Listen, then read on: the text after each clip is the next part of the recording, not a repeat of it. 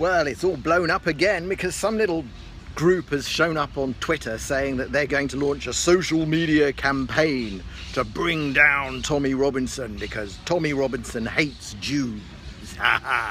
And these little Jews with some silly name that sounds like Jewish Voice for Peace, who are a bunch of absolute anti-Israel, anti-Zionist, and I say Jew-hating monsters. That's Jewish Voice for Peace. They think they're going to bring down Tommy with their 10,000 followers on Twitter versus his almost 300,000 and his almost 600,000 on Facebook. It's a laugh. And of course they go after me because I mean, really, what can they do to me?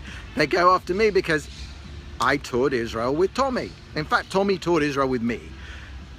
I've known Tommy a long time, back to the early days of the EDL.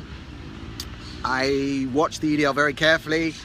I knew that they were good, or at least I knew Tommy and the people around him were good from very, very early on. And I just knew it.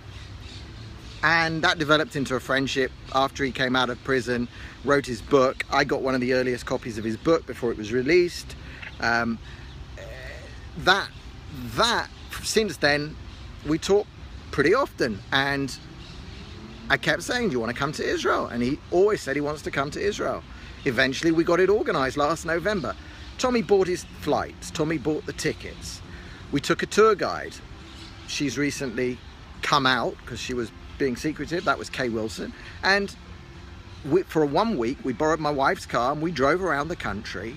There were 7 of us in the car, in fact, because Tommy came with 2 friends, one black guy, one other guy, sort of semi-professional journalist. I brought a friend from Finland. That's my friend who runs Tundra Tabloids. We toured Israel. We had a fantastic time. Kay was our official tour guide because she is a qualified tour guide. I drove my wife's car, as I say, big 7-seater Hyundai, packed in there, went from top to bottom of the country. We stayed all over the place. We toured sometimes with Arab friend of Kay's, kid, wonderful, wonderful, wonderful kid, who's actually had to leave his hometown in Israel because of threats for being pro-Israel. And we met priests, we met Arabs, we met Druze, we met Bedouin. It's hard to say. We really, look, you can never do everything in a week here, but we packed a lot in. And to say that Tommy didn't know what Jews were when he started the EDL. He hadn't really got a concept of them. He certainly hadn't been infected with the whole Zionists control the world bullshit that I see cropping up on my Twitter feed. That was alien to him, and it's still, he now knows about these people, he knows how they think, but he rejects it utterly. He came here, he saw what Zionism is. Zionism is Jews returning to the land where Judaism was born. That's the indigenous return of Jews. We proved that to him, and it's so easy to prove. You drive up and down the hills of Judea and Samaria, what is erroneously renamed by Jordan the West Bank, crap name that never existed until 1949. The Jordanians dreamt up that stupid name to stop saying Judea, because they had conquered and were illegally occupying Judea. The clue's in the name, Judea.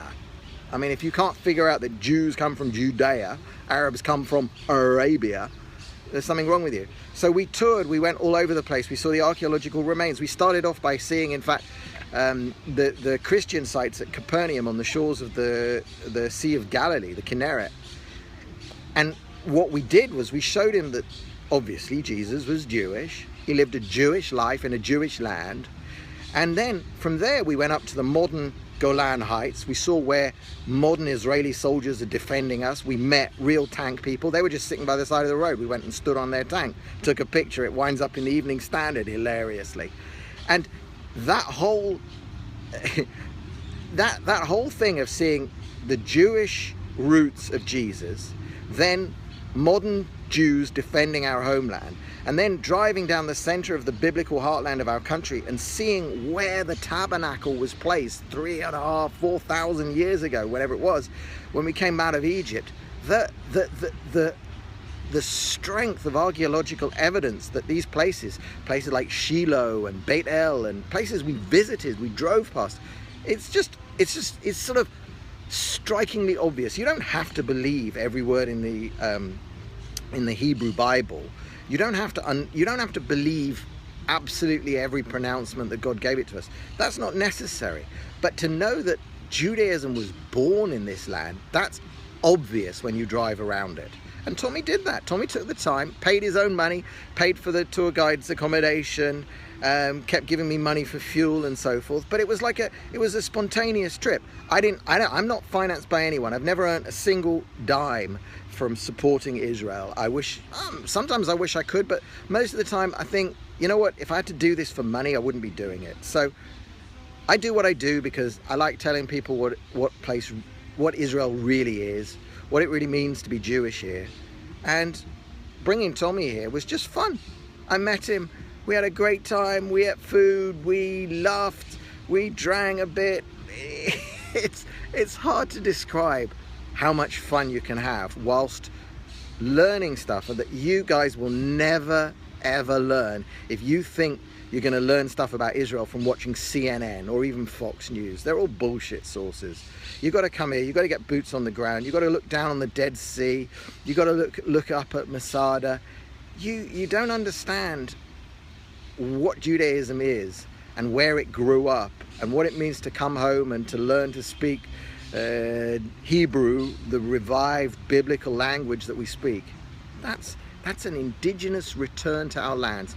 And you do that, then you understand Judaism, Jews were born here, we lost it, the Romans kicked us out, then Islam invaded, the Crusades, everybody had a piece of this land, back to Islam again, eventually the Ottoman Turks, kicked out by the British.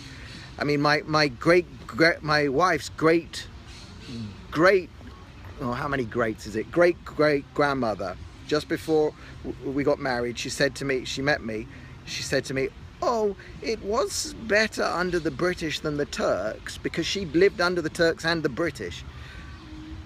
But eventually, we did what all indigenous people should be trying to do.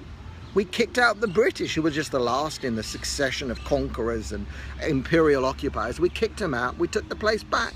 We are not the conquerors, we are not the colonial occupiers, we are the returned indigenous people. And that's it, we're back.